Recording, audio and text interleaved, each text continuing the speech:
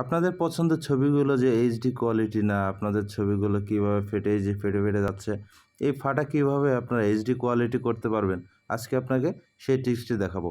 তো চলুন বন্ধুরা, কীভাবে আপনাদের একদম নষ্ট ছবিগুলো এইচডি কোয়ালিটি করবেন, আজকে সেটা দেখা যাক।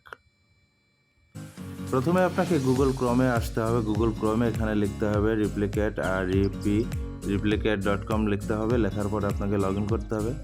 দেন লগ ইন করার পরে নিচে একটু স্ক্রল করতে হবে। স্ক্রল করলে দেখবেন যে আপনি এরকম একটা অপশন দেখতে পাচ্ছেন, অর্থাৎ এই যে ইমেজ রেস্ট্রিকশন, এখানে আপনারা ক্লিক করবেন।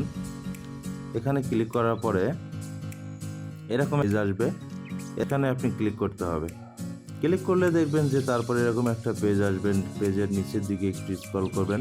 স্ক্রল করলে দেখবেন drop A file to select, তো এখানে আপনাকে ক্লিক করতে হবে। ক্লিক করার পরে আপনাকে ফাইল আসবে। ফাইল আসার পরে আপনাকে অ্যালবামে ক্লিক করতে হবে। অ্যালবামে ক্লিক করার পরে আপনার পছন্দের যে ছবিটা আপনাকে নিতে হবে। আমি একটা ছবি নিয়ে নিলাম।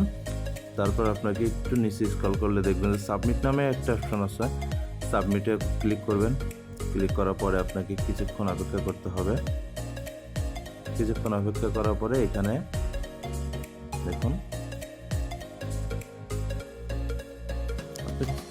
ছবিটা দেখলে বুঝতে পারবেন এটা হলো আগের ছবি,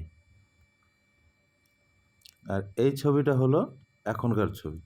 আপনার ছবির কোয়ালিটি দেখলে আপনারা বুঝতে পারবেন যে আপনার একদম পুরানো পচা ছবিগুলো কীভাবে আপনি এইচডি করেছেন।